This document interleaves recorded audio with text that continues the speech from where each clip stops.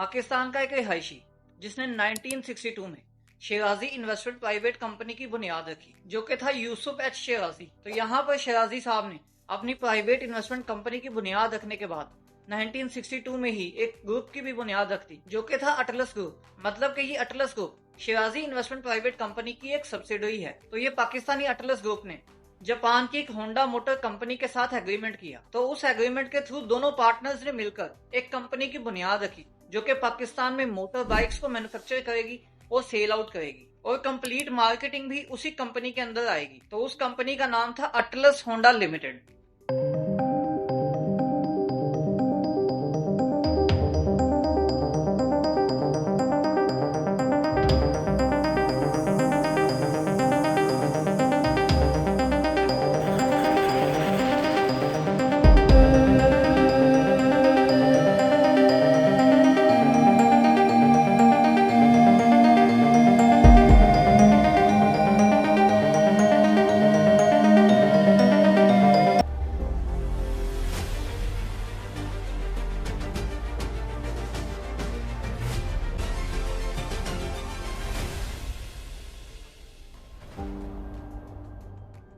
ये atlas Honda limited Pakistan में bikes manufacture करती है, और इस अकेली कंपनी का पाकिस्तान की मार्केट में जो शेयर है वो 80% का है। तो जनाब, आप उस वीडियो में मौजूद हैं जिसमें हम अटलस होंडा कंपनी का कंप्लीट एनालिसिस करने जा रहे हैं। तो मतलब कि इस वीडियो के थ्रू आपको पता चलने वाला है कि अटलस होंडा लिमिटेड में आपको इन्वेस्टमेंट करनी चाहिए कि नहीं। तो इस एनालिसिस की वीडियो में हम सबसे पहले कंपनी की प्रोफाइल को स्टडी करेंगे और उसके बिजनेस मॉडल को अंडरस्टैंड करेंगे और उसकी प्रोडक्ट्स को डिटेल से देखेंगे। देन हम कंपनी के स्टॉक का ओवरव्यू करेंगे, और फिर बारी आएगी एनुअल रिपोर्ट्स की, जिसमें हम कंपनी के फैक्ट्स एंड फिगर्स को देखेंगे, और फिर डायरेक्टर्स रिपोर्ट, चेयरमैन रिपोर्ट की बारी आएगी। तो फिर हम एनुअल रिपोर्ट के मोस्ट इंपोर्टेंट पार्ट पर आएंगे, जो कि होगा फाइनेंशियल स्टेटमेंट का, जिसमें हम कंपनी की फाइनेंशियल स्टेटमेंट्स को एनालाइज करेंगे, जिसमें फाइनेंशियल स्टेटमेंट भी आएगी, statement of profit and loss भी आएगी, statement of comprehensive income, statement of cash flow, statement of equity.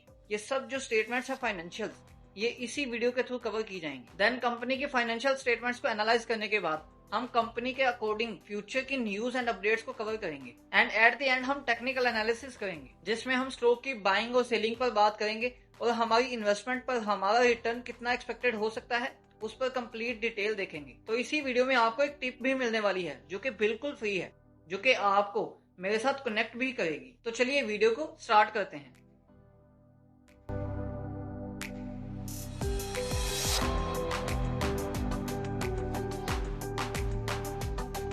तो ये मैं आ गया हूँ कंपनी की प्रोफाइल पर, जिसमें हम सबसे पहले कंपनी की प्रोफाइल को देखेंगे। तो ये अटलस होंडा लिमिटेड, जो कि एक पब्लिक लिमिटेड कंपनी है, जो कि मतलब इनकॉर्पोरेटेड हुई 16 अक्टूबर 1962 में। ये आगे इनकी डिटेल आगे 50 इयर्स जो है इन्होंने सक्सेसफुली टू व्हीलर्स पर मार्केट में मूव किए हैं, जो कि एक लीडिंग कंपनी टू व्हीलर्स की है। तो यहाँ पर बेसिकली ये अटलस होंडा सिर्फ टू व्हीलर्स पर ही काम करती है, इनकी टू व्हीलर्स के ही प्रोडक्ट्स हैं। तो ये कंपनी के आगे मजीद डिटेल देखे तो यहाँ पर इन्होंने बेसिकली जब एस्टेब्लिश हुई इनके हेड ऑफिस वगैरह और इनकी मैन्युफैक्चरिंग फैसिलिटीज का भी बताया, जो कि शेखुपुरा में प्लांट है और कराची में इनका प्लांट है। तो ये इनकी प्लांट्स की मैन्युफैक्चरिंग की डिटेल भी मेंशन है। आगे इनके ब्रांचेस, हेड ऑफिस वगैरह, शोरूम्स की डिटेल है। तो ये कंपनी की प्रोफाइल के साथ में आपको कंपनी के साथ जुड़ी कुछ और कंपनीज की डिटेल दिखाता हूँ, मतलब कि एसोसिएटेड कंपनीज इस कंपनी की कौन कौन सी हैं वो उसकी डिटेल दिखाता। तो ये एसोसिएटेड कंपनीज में बेसिकली शेराजी इन्वेस्टमेंट, जो कि 1962 में बनी। आगे इन्होंने अपनी जो कंपनीज के एस्टेब्लिशमेंट ईयर्स भी मेंशन किया, जो कि atlas battery already Pakistan stock exchange में लिस्टेड है, जो कि आई थिंक ATBA के सिंबल से ऑपरेट करती है। इसी तरह अटलस इंश्योरेंस और अटलस इंजीनियरिंग, होंडा कार्स भी बेसिकली जिस तरह पाकिस्तान स्टॉक एक्सचेंज में एच कार के सिंबल से ऑपरेट करती है। और इसी तरह आगे इसकी एसोसिएटेड कंपनीज की डिटेल है, जो कि ऑटो पार्ट्स की भी कंपनीज है और वेंचर्स की भी, इसी तरह ही एनर्जी कंपनीज भी हैं इनकी। तो ये इनकी एसोसिएटेड कंपनीज की डिटेल है। तो इनकी बेसिकली अगर हम की माइलस्टोन्स की बात करें, जो कि इनका तकरीबन 2023 में 16th जो एनिवर्सरी आई थिंक बनाई गई थी, तो वहां पर इनको जो की माइलस्टोन था कि इन्होंने गोल्ड 125 इंट्रोड्यूस किया था। अब ये गोल्ड 125 जो है इंट्रोड्यूस किया, जो कि CG 125S गोल्ड के नाम से मार्केट में लॉन्च हुआ। और इसी तरह 22, 21, 20 में भी इनके काफी ज्यादा जो माइलस्टोन्स है वो अचीव हुए। तो ये बेसिकली इनकी जो प्रोडक्ट्स की डिटेल है, प्रोडक्ट रेंज वगैरह इन्होंने मेंशन किया, स्पेसिफिकेशन। तो ये इनकी CD17 के तकरीबन 8 प्रोडक्ट्स हैं। ये CD70 जो ड्रीम है, जो कि 70cc ही ऑलमोस्ट है, और इसी तरह पैडर जो आ गई, ये इनकी तकरीबन 1 to 5 के भी 3 मॉडल्स हैं, जो कि ये गोल्डन मॉडल जो है ये पाकिस्तान में 2023 में ही लॉन्च किया गया। तो ये कंपनी ने अपने एक माइलस्टोन में भी ऐड किया जो कि काफी ज्यादा फेमस भी हुआ। तो यहाँ पर इसी तरह इसकी जो आ गई है ये 125 जो सीबी है इसका मॉडल, और इसी तरह ये 150 मॉडल है इसका। तो ये कुछ 8 प्रोडक्ट्स हैं, मतलब बाई व्हीलर्स हैं जो कि इस कंपनी की प्रोडक्ट्स हैं। तो ये 8 किस्म की 8 टाइप्स की बाइक्स कंपनी लॉन्च करती है और मार्केट में इनको डिस्ट्रीब्यूट करती है। तो मतलब कि अटलस होंडा लिमिटेड सिर्फ और सिर्फ बाई व्हीलर्स की कंपनी है, मतलब कि सिर्फ बाइक्स को बनाती है, और जो कि 70 से लेकर 150 तक ही बनाती है। तो ये अटलस होंडा लिमिटेड की कंपनी की थोड़ी डिटेल और इसके एसोसिएटेड कंपनीज की डिटेल और इसी तरह ये प्रोडक्ट्स की डिटेल जो कि आपके सामने थी। तो इस कंपनी की प्रोफाइल में जो जो मुझे मेन पॉइंट्स लगे तो वो मैंने आपके साथ शेयर की। अब मैं आपको लिए चलता हूँ PSX के ऑफिशियल वेबसाइट पर अटलस होंडा लिमिटेड के शेयर पर। तो उस शेयर को हम वहां से थोड़ा एनालाइज करते हैं। तो ये बेसिकली अटलस होंडा लिमिटेड के जो अभी तक की स्टॉक की प्राइस है वो 853 रुपीज पर है। तो ये अभी जो मार्केट थोड़ी सी करेक्शन में आई, मार्केट थोड़ा सा रेंज बाउंड सेशन में गुजारा इसने अभी के जो पिछले 2-3 वीक्स गुजरे। तो यहाँ पर इसके स्टॉक की जो प्राइस है ये भी थोड़ी नॉर्मल रेंज तक आ गई। तो यहाँ पर 850 तक या 800 तक या 800 के पास आपको मिले तो ये स्टॉक मेरे ख्याल में बेस्ट है। तो ये अगर बेस्ट है भी तो इसको हम टेक्निकल्स और फंडामेंटल्स के अकॉर्डिंग एंड लास्ट पर डिस्कस लाजमी करेंगे। तो अभी एक ही पॉइंट पर आप बाय नहीं कर लीजिएगा। तो यहाँ पर देखें कि आप इसकी जो 52 वीक्स की रेंज है वो 960 तक गई है, 960 रुपए तक भी इसका स्टॉक गया है जो कि इसी साल में गया था। तो 853 तक अभी है। तो इसके अगर हम स्टॉक की बात करें तो इस कंपनी का फ्री फ्लोट भी सिर्फ 10% है। तो यहाँ पर भी कंपनी के मतलब जो इन्वेस्टमेंट है वो हमारे लिए एक अच्छी साबित हो सकती है कि कंपनी के ओनर्स वगैरह के पास काफी ज्यादा जो है इनकी होल्डिंग्स वगैरह मौजूद है। और यहाँ पर अगर हम इसके फाइनेंशियल्स पर आए तो फाइनेंशियल्स जो कि बेसिकली हम एनुअल रिपोर्ट एनालाइज करेंगे तो वहां पर सिर्फ 2 साल के ही स्टेटमेंट्स वगैरह मिलती हैं। समटाइम किसी कंपनी के एनुअल रिपोर्ट में आ जाता है कि 6 साल 5 साल की जो एनुअल जो एनालिसिस हैं वो मिल जाते हैं, लेकिन यहाँ पर एनालिसिस हम करेंगे लाजमी ताकि हमें आगे जाकर 2 साल के भी मिले तो हमें थोड़ा सा उससे काफी अंदाजा हो सके। तो ये फाइनेंशियल्स में बेसिकली अगर हम सेल्स की बात करें 2021 में जो सेल्स थी कंपनी की वो 93 अरब थी, जो कि उसका प्रॉफिट इसी तरह ही 3.5 अरब तक रहा और उसकी अर्निंग पर शेयर 28 रही, जो कि 2022 में इंक्रीज हुई। तो सेल्स भी, प्रॉफिट भी और इसी तरह अर्निंग पर शेयर भी। और इसी तरह जो 2023 है उसमें कंपनी के जो सेल्स है वो थोड़ी सी इंक्रीज हुई, लेकिन उससे जो कंपनी का थोड़ा प्रॉफिट 2023 में डिक्रीज रहा, जिससे कंपनी की अर्निंग पर शेयर 40 तक आई। और इसी तरह 2024 में देखें तो उसमें कंपनी की पिछले 3 सालों से जो सेल्स हैं वो काफी ज्यादा हैं। और इसी तरह जो प्रॉफिट आफ्टर टैक्स है कंपनी का वो पैड भी 9.7 अरब तक आया, जो कि पिछले 3 सालों से बहुत ज्यादा अच्छा है। तो यहाँ पर अर्निंग पर शेयर देखें तो 78.24 तक गई। अगर हम इसको क्वार्टर वाइज लेकर चलें तो क्वार्टर वाइज में बेसिकली जो कंपनी की सेल्स रही 2024 के थर्ड क्वार्टर में वो 41 अरब की रही। इसी तरह जो प्रॉफिट है वो 2.5 अरब तक रहा और जो अर्निंग पर शेयर है कंपनी की EPS वो 20 रही। और 2025 का फर्स्ट क्वार्टर देखें वो 2024 के थर्ड क्वार्टर की निस्बत अच्छा रहा, सेल्स भी इंक्रीज हुई और उसका प्रॉफिट भी इंक्रीज, अर्निंग पर शेयर भी।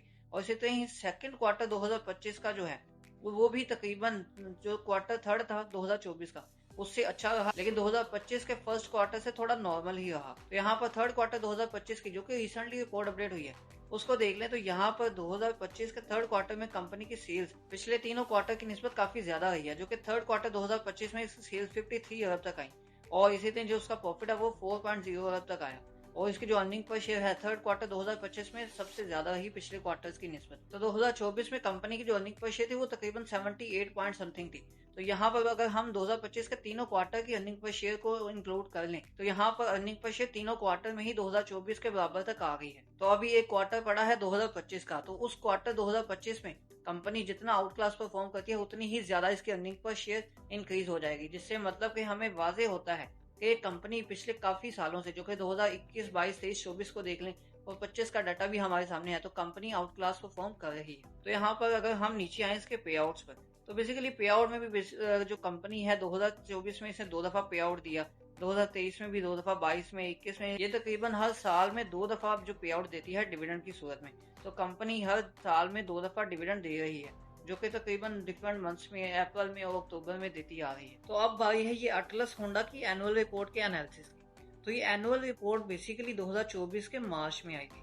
अब 2024 में इसका जो साल है मार्च में वो एंड हुआ और अप्रैल से नया साल स्टार्ट हो जाता है। तो मतलब मार्च में साल एंड होके अप्रैल से स्टार्ट होगा, तो इसका साल इन मंथ्स के अकॉर्डिंग चलता है। तो मतलब कि दिसंबर के एंड में इसका थर्ड क्वार्टर कंप्लीट हो चुका है। तो ये 2024 की अटलस होंडा की एनुअल रिपोर्ट है। तो इसमें बेसिकली आपको काफी ज्यादा डिटेल मिलेगी, जिसमें आपको ये विजन्स, मिशंस वगैरह तो हम लोग नहीं देखेंगे क्योंकि इसमें यही है कि कंपनी का विजन होता है कि उसने अच्छा जो परफॉर्मेंस दिखानी है, अच्छी परफॉर्मेंस दिखाएगी, मिशन भी उसके यही होंगे। तो यहाँ पर हम नीचे इसको स्क्रॉल डाउन करते हैं तो नीचे देखते हैं ये इन्होंने अपने स्ट्रेटेजिक गोल्स वगैरह बताए हैं, जो कि इन्होंने कस्टमर्स वगैरह पर, अपनी क्वालिटी पर, इसी तरह ही लोकल मैन्युफैक्चरिंग टेक्नोलॉजी और शेयर होल्डर्स पर इन्होंने अपने जो स्ट्रेटेजिक गोल्स हैं वो सेट किए हुए हैं। तो यहाँ पर ग्रुप ऑफ शेयर होल्डर्स, यहाँ पर आपको थोड़ा सा मैं डिफाइन करता चलूँ। देखें, शिराजी इन्वेस्टमेंट जो कि 1962 में बनी। उसके बाद होंडा जो कि जापान की कंपनी है, होंडा ने मिलकर जो शिराजी इन्वेस्टमेंट है उसके साथ एक अटलस होंडा कंपनी बनाई। तो ये अटलस होंडा कंपनी लिमिटेड जो कि ज्वाइंट वेंचर है अटलस ग्रुप के दरमियान और होंडा कंपनी जो मोटर कंपनी है जापान की उसके दरमियान। और इन्हीं की आगे एक सब्सिडरी बनी जो कि थी अटलस हाईटेक, जो कि ये company Atlas hitech private company है। ये ऑटोमोबाइल पार्ट्स को प्रोड्यूस करती है, उनको मैन्युफैक्चर करती है। और इसी तरह ही नीचे स्क्रॉल डाउन करें तो अटलस ग्रुप कंपनीज आ जाती हैं कि कौन कौन सी कंपनी कहाँ कहाँ बनी। तो यहाँ पर अटलस होंडा कार्स जो है ये 1992 में बनी थी। और इसी तरह अटलस होंडा जो है ये 1962 में ही बनी, और जो अटलस बैटरी है वो 1966 में बनी। तो अगर आप चाहते हैं कि अटलस बैटरी के भी आपके एनालिसिस किए जाएं तो आप इस वीडियो के कमेंट सेक्शन में कमेंट लाजमी कीजिएगा। और ये कंपनी इन्फॉर्मेशन हमने ऑलरेडी देख लिया है कि कंपनी कराची में और शेखोपुरा में यहाँ प्लांट्स हैं, और इनकी जो प्रोडक्ट्स हैं वो डिस्ट्रीब्यूट होती हैं डिफरेंट सिटीज़ में। तो यहाँ पर इनके बोर्ड ऑफ डायरेक्टर्स की डिटेल आ गई है, जो कि हम स्क्रॉल डाउन करते हैं तो अब यहाँ पर मैं आपको इसका थोड़ा सा बिजनेस मॉडल समझाता चलो। तो बिजनेस मॉडल आपके लिए थोड़ा सा समझना लाजमी है। तो यहाँ पर जो फर्स्ट स्टेप है यहाँ पर है सर्च एंड डेवलपमेंट। तो सर्च एंड डेवलपमेंट की जाती है उस प्रोडक्ट के अकॉर्डिंग जिस प्रोडक्ट को इन्होंने लॉन्च करना होता है, जो इन्होंने अपने बिजनेस में रन करनी होती है। और सेकंड स्टेप इसमें आ जाता है डिजाइन एंड इंजीनियरिंग। और इसके बाद बारी आ जाती है रॉ मटेरियल्स की। जो रॉ मटेरियल्स हैं वो ये सोर्सिंग करते हैं through approved vendors. And fourth step इनका होता है डेवलपिंग प्रीमियम प्रोडक्ट्स का, जो कि ये अपनी मैन्युफैक्चरिंग प्लांट्स में प्रोड्यूस करते हैं। एंड फिफ्थ स्टेप आ जाता है outbound logistic. And six number पर आ जाता है मार्केटिंग एंड कम्युनिकेशन। मार्केटिंग और कम्युनिकेशन का जब प्रोडक्ट बन जाती है तो मार्केटिंग एंड कम्युनिकेशन पे बात आ जाती है। और उसके बाद सातवां पॉइंट है इसी तरह सेल्स का। आठवां आ जाता है प्रीमियम क्वालिटी कस्टमर एक्सपीरियंसेस का। एंड नाइन्थ नंबर पर फाइनल आ जाता है अटलस सेल्स सर्विसेज पर। तो यहाँ पर ये इसके जो है पूरे का पूरा बिजनेस मॉडल है कि बिजनेस रन कैसे करता है, ये प्रोडक्ट बनती कैसे है। तो अब ये चेयरमैन रिव्यू आपके सामने है, जिसमें ये बताते हैं कि ये 16th जो एनुअल जनरल मीटिंग हुई इनकी, इन्होंने एनुअल रिपोर्ट पेश की 31 मार्च 2024। तो यहाँ पर बेसिकली ये अपने रिपोर्ट में बताते हैं कि इन्होंने काफी अच्छा परफॉर्म किया, कि इस क्वार्टर में इनकी जो स्टेडी इंप्रूवमेंट ग्रोथ है यहाँ पर, जो कि इन्होंने काफी अच्छी इंप्रूवमेंट शो की। और इसी तरह ये अपनी करंट अमाउंट डेफिसिट को भी बताते हैं कि जो 9 मंथ का फाइनल ईयर 2024 का है वो स्टैंड कर रहा था 0.5 बिलियन यूएसडीटी पर, जो उसके अगेंस्ट जो 4.1 billion USDT during the same period last year में, जो कि एक रिफ्लेक्ट करता है 88% इंप्रूवमेंट चेंज को, जो कि एक सिग्निफिकेंट चेंज है इंप्रूवमेंट की। और इसी तरह इन्होंने बाकी अपनी जो इश्यूज हैं वो बताई हुई हैं। तो ये चेयरमैन ओवरव्यू में काफी ज्यादा जो इम्प्रूवमेंट्स हैं वो दिखाई गई हैं। तो यहाँ पर ऐसा जो फ्यूचर को लेकर मुझे कोई चीजें नजर नहीं आई, जैसे कि मैं आपको ये चेयरमैन रिपोर्ट या डायरेक्टर्स रिपोर्ट पर दिखाता हूँ कि यहाँ पर आपको फ्यूचर तो लाजमी देखना चाहिए। जिस तरह की टाटा सीमेंट को देखा हमने, टाटा सीमेंट ने क्या क्या आगे इम्प्रूवमेंट लानी थी, हबको को देखा कि हबको आगे क्या करने जा रही है। तो यहाँ पर इनके जो प्लान्स हैं वो अपनी प्रोडक्ट को लेकर ही हैं। तो यहाँ पर बेसिकली इन्होंने ग्राफ दिखाया हुआ है कि जो 2022 के जो सेल्स यूनिट्स थे वो तकरीबन 13,50,000 थे, और यही 2023 में थोड़े डिक्रीज रहे और 2024 में थोड़े और डिक्रीज हो गए। तो ये सेल्स ऑफ यूनिट्स है कि इन्होंने अपने यूनिट जो 2022, 23, 24 की सेल्स दिखाई हैं, जो कि 2022 में बहुत ज्यादा यूनिट सेल हुए थे, 2023 में थोड़े कम हुए, 2024 में उससे भी कम हुए। और इसी तरह इन्होंने आगे सेल्स एंड ग्रोस मार्जिन वगैरह की डिटेल मेंशन की है। तो यहाँ पर ये अपने फ्यूचर आउटलुक में बताते हैं कि यहाँ पर ये अपनी जो प्रोडक्ट्स हैं उनको एफिशिएंट करेंगे, फ्यूल एफिशिएंसी लाएंगे और कुछ इलेक्ट्रिक्स वगैरह की तरफ भी आएंगे। तो ये इनका फ्यूचर आउटलुक है अपनी प्रोडक्ट्स को ही लेकर। तो यहाँ पर इम्प्रूवमेंट यहाँ पर देखी जा सकती है। तो यहाँ पर 6 ईयर्स एनालिसिस की हैं इन्होंने फाइनेंशियल स्टेटमेंट्स के, कुछ फाइनेंशियल रेशियोज के। तो यहाँ पर ये फाइनेंशियल रेशियोज अगर मैं आपको बताऊं, ग्रॉस प्रॉफिट मार्जिन जो है 2019 में 8.0 थी, जो कि 2024 तक तकरीबन रेंज बाउंड ही रही, यहाँ पर नॉर्मल रही। तो प्रॉफिट बिफोर टैक्स मार्जिन जो है कंपनी के 2019 से जो आगे इंक्रीज होनी चाहिए, जो कि 2024 तक, 2019 से 2024 तक इंक्रीज ही हुए हैं। उसी तरह नेट प्रॉफिट मार्जिन जो है वो भी कंपनी के 2019 से 2024 तक इंक्रीज हुए हैं। इसी तरह ये return on assets, return in equity, ये जो रेशियोज हैं ये काफी अच्छी रही है कंपनी। और इसी तरह कैश डिविडेंड पर शेयर देख लें तो 2019 से जो कैश डिविडेंड है 2024 तक तकरीबन 140% इंक्रीज हुआ है। और इसी तरह अर्निंग पर शेयर भी इन्होंने मेंशन की हुई है, जो कि अर्निंग पर शेयर 2019 से बढ़कर 2024 में काफी ज्यादा होगी। 2019 में जो कि 25.9 थी, जो कि इंक्रीज होकर 78.2 तक आई। इसी तरह आगे इन्होंने बाकी रेशियोज को मेंशन किया हुआ है। एसेट्स टर्नओवर कंपनी का 2019 में 2.6 था, उसी तरह ही 2024 में 2.2 रहा। फिक्स्ड एसेट्स टर्नओवर कंपनी का थोड़ा इंक्रीज हुआ। इसी तरह इन्वेंट्री टर्नओवर है कंपनी का।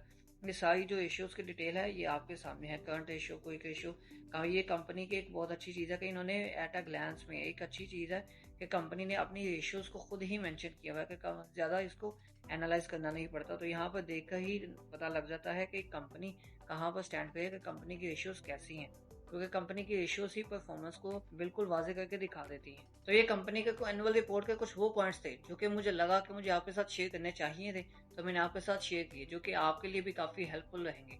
तो यहाँ पर कंपनी के हमने डायरेक्टर्स रिपोर्ट, चेयरमैन ओवरव्यू को भी देखा। तो ये चीज सब जो ओवरव्यूज हैं, ये सब जो एनुअल रिपोर्ट के मेन पॉइंट्स हैं, इनको देखने के बाद हम मेन पार्ट पर आते हैं, जो कि है फाइनेंशियल स्टेटमेंट्स का। तो एनुअल रिपोर्ट में अगर फाइनेंशियल स्टेटमेंट्स को ही ना पढ़ा तो फिर फायदा इस एनुअल रिपोर्ट को पढ़ने का। तो यहाँ पर हम फाइनेंशियल स्टेटमेंट्स पर आते हैं। तो यहाँ पर भी फाइनेंशियल स्टेटमेंट में कंपनी के लिए जो मुझे एक बहुत अच्छी चीज लगी वो यही है कि कंपनी ने अपनी 6 ईयर्स की फाइनेंशियल स्टेटमेंट्स को ऐड किया हुआ है। तो यहाँ पर हम 6 ईयर्स को इजीली एनालाइज कर सकते हैं कंपनी को, कि कंपनी पिछले 6 सालों से कैसा परफॉर्म कर रही है, जो कि हर एनुअल रिपोर्ट में मैक्सिमम 2 साल का ही डाटा होता है। तो कुछ ही कंपनीज होती हैं जो कि अपना डाटा ज्यादा प्रोवाइड कर देती हैं ताकि जो शेयर होल्डर्स हैं उनको इजीली समझ आ जाए, वो इजीली उसको स्टडी कर सके। तो चलिए हम फाइनेंशियल स्टेटमेंट्स की तरफ जाते हैं। तो यहाँ पर 6 ईयर्स एनालिसिस की है उन्होंने फाइनेंशियल स्टेटमेंट के। कौन सी? स्टेटमेंट ऑफ फाइनेंशियल पोजीशन, मतलब के बैलेंस शीट की। अब ये बैलेंस शीट के इन्होंने 6 ईयर्स के एनालिसिस की हैं। जो नॉन करंट एसेट्स हैं 2019 में कंपनी के, वो 8.9 अरब तक रहे, जो कि 2024 में इंक्रीज होकर 12 अरब तक आए। तो यहाँ पर जो नॉन करंट एसेट्स है कंपनी के, प्रॉपर्टी प्लांट एंड इक्विपमेंट्स के, इसी तरह इंटेंजिबल एसेट्स। अभी जो हम प्रॉपर्टी प्लांट एंड इक्विपमेंट की बात की तो वो 8.95 अरब से इंक्रीज होकर 12.4 अरब तक आए। मतलब कि पिछले 6 सालों में कंपनी के जो नॉन करंट एसेट्स हैं, मतलब के जो फिक्स्ड एसेट्स होते हैं कंपनी के, वो इंक्रीज हुए हैं। तो इसी तरह अगर टोटल नॉन करंट एसेट्स की बात कर लें तो ये तकरीबन 2019 में 9.4 अरब के थे, जो कि अब 2024 में 12.96 अरब तक आए, जो कि तकरीबन सेम ही लगता है कि जो प्रॉपर्टी प्लांट एंड इक्विपमेंट्स की रेशियोज हमें शो कर रही थी। टोटल जो नॉन करंट एसेट्स है उनमें भी ऐसा ही है। तो जो इंटेंजिबल एसेट्स आ गई, लॉन्ग टर्म इन्वेस्टमेंट्स आ गई, वो भी ऐसा ही रन की जिस तरह के पिछले सालों में चलती आ रही। तो प्रॉपर्टी प्लांट एंड इक्विपमेंट्स के अलावा नॉन करंट एसेट्स में मुझे ऐसा कोई इंप्रूवमेंट नजर नहीं आई। तो यहाँ पर अगर करंट एसेट्स पर हम आ जाए तो करंट एसेट्स में बेसिकली हम देखते हैं कि करंट एसेट्स में जो stores, spares and low stores वगैरह हैं, इसमें जो एसेट्स हैं ये कंपनी के 2019 से 0.7 अरब से इंक्रीज होकर 1.02 अरब तक आए। तो यहाँ पर एक अच्छी जो इम्प्रूवमेंट दिखाई दी इस कंपनी में पिछले 6 सालों में, कि इन्होंने अपने जो एसेट्स हैं वो इंक्रीज किए। लेकिन हम आगे भी लाइबिलिटीज को भी देखेंगे, तभी हम इसको जज कर पाएंगे कि ये स्टेटमेंट ऑफ फाइनेंशियल पोजीशन इस कंपनी के बारे में क्या बता रही है। तो यहाँ पर जो करंट एसेट्स हैं अगर हम ओवरऑल देख लें, जिसमें रिसीवेबल्स भी आएंगे, टैक्स भी आ जाएंगे, इसी तरह बैंक बैलेंसेस वगैरह, ट्रेड डेट्स आ जाएंगे, स्टॉक एंड ट्रेड, मतलब सब पॉइंट्स आ जाएंगे, जो कि लोन एंड एडवांसेस भी हैं। तो ये टोटल करंट एसेट्स जो कंपनी के हैं वो तक 2019 में 22 अरब के थे, जो कि इंक्रीज होकर 2024 में 62.9 अरब तक आए। मतलब कि करंट एसेट्स में बहुत ज्यादा इंक्रीज देखा गया। तो 2019 में नॉन करंट एसेट्स को देखें 2024 के एसेट्स तक, तो उनमें इंक्रीज तकरीबन 30 to 35% का ही इंक्रीज देखा गया। अगर करंट एसेट्स की बात करें तो ये ऑलमोस्ट 200% का इंक्रीज बनता है। मतलब कि करंट एसेट्स में काफी ज्यादा आउट क्लास परफॉर्म किया है इस कंपनी ने। तो यहाँ पर अगर टोटल एसेट्स की बात करें तो टोटल एसेट्स में बेसिकली 31.9 अरब 2019 में तो कंपनी के एसेट्स थे, जो कि उससे इंक्रीज होकर 75.9 अरब तक आए। तो यहाँ पर अगर हम इसको मजीद देखें तो इसकी इक्विटी वगैरह आपके सामने है। जो टोटल इक्विटी कंपनी की 15.3 अरब थी, जो कि इंक्रीज होकर 28.7 अरब तक आई। तो अब यहाँ पर अगर लाइबिलिटीज की हम बात करें तो लाइबिलिटीज बेसिकली जो हम लोग टोटल नॉन करंट लाइबिलिटीज को देखें तो 0.99 अरब से इंक्रीज होकर 1.8 अरब तक आई।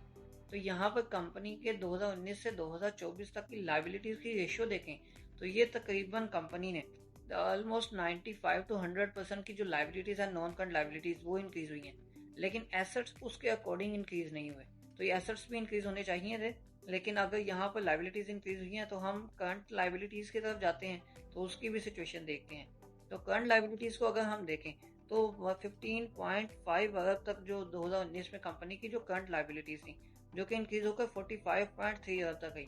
तो यहाँ पर भी करंट लायबिलिटीज में देखें तो 200% का इंक्रीज बनता है, जो कि करंट एसेट्स में भी तकरीबन 200% का इंक्रीज था। तो अगर टोटल करंट लायबिलिटीज की बात करें जो कि 15.5 अरब से इंक्रीज हुआ 45.3 अरब। तो ये अगर ओवरऑल देखें तो ओवरऑल में बेसिकली ये नॉर्मल ही दिख रहा है कि जो करंट एसेट्स हैं नॉन करंट एसेट्स का टोटल एसेट्स जो हैं, इसी तरह जो टोटल लायबिलिटीज हैं, ये सब में तकरीबन नॉर्मल ही बिहेवियर है। तो यहाँ पर बैलेंस शीट हमें यही बताती है कि कंपनी किसी बुरी स्टेज पर नहीं है, कंपनी फिर मतलब अच्छा चल रही है कि उसने अपनी लायबिलिटीज अगर इंक्रीज हुई हैं तो उन्होंने अपने एसेट्स वगैरह को भी इंक्रीज किया है, चाहे वो नॉन करंट एसेट्स हो जाए चाहे करंट एसेट्स। तो इसी तरह नेक्स्ट अगर हम आ जाए तो ये है 6 years analysis of financial statements of profit and loss, मतलब statement of profit and loss के एनालिसिस हैं। तो ये भी 6 ईयर्स के एनालिसिस करेंगे हम। तो जैसे कि आप जानते हैं कि स्टेटमेंट ऑफ फाइनेंशियल पोजीशन के साथ ही आपको जो statement of profit and loss इसको भी स्टडी करना बहुत ज्यादा लाजमी है, और इसी तरह स्टेटमेंट ऑफ कैश फ्लो उसको भी आप कहीं भी रिजेक्ट नहीं कर सकते। तो ये काफी स्टेटमेंट्स जो है, ये 3 मेन स्टेटमेंट्स होती हैं जो कि फाइनेंशियल स्टेटमेंट में आपको एनुअल रिपोर्ट में एनालाइज लाजमी करने पड़ते हैं, जो कि आपको कंपनी की काफी हद तक जो लुक है वो दिखा देते हैं कि कंपनी कहाँ पर स्टैंड कर रही है। तो इन स्टेटमेंट्स को भी एनालाइज करना लाजमी है। अब चूंकि यहाँ पर वीडियो काफी ज्यादा लंबी हो चुकी है, तो यहाँ पर स्टेटमेंट ऑफ फाइनेंशियल पोजीशन तक हम इस वीडियो को क्लोज करते हैं। तो नेक्स्ट वीडियो जो कि इसके बाद ही अपलोड हो जाएगी, वहां से हम सेकंड पार्ट में statement of profit and loss यहीं से नेक्स्ट वीडियो को स्टार्ट करेंगे। उसके साथ ही हम स्टेटमेंट ऑफ कैश फ्लो को एनालाइज करेंगे और उसकी बाकी डिटेल भी देखेंगे, और उसमें हम टेक्निकल एनालिसिस भी करेंगे और स्टॉक के बारे में डिस्कशन करेंगे कि स्टॉक आपको कहां तक होल्ड रखना चाहिए, कहां पे बाय करना चाहिए, कहां तक आप अपने टारगेट्स को एडजस्ट कर सकते हैं। ये सब जो क्वेश्चंस हैं आपके अगली पार्ट में भी कवर हो जाएंगे। तो यहाँ पे अगर आपको क्वेश्चन है तो आप कमेंट सेक्शन में कमेंट करें। तो आपको वीडियो कैसी लगी, वीडियो को लाइक और दूसरों की हेल्प के लिए शेयर लाजमी करें, और जाते जाते इस चैनल को सब्सक्राइब कर लें ताकि आप मजीद किसी भी कंपनी का एनालिसिस मिस ना कर पाएं।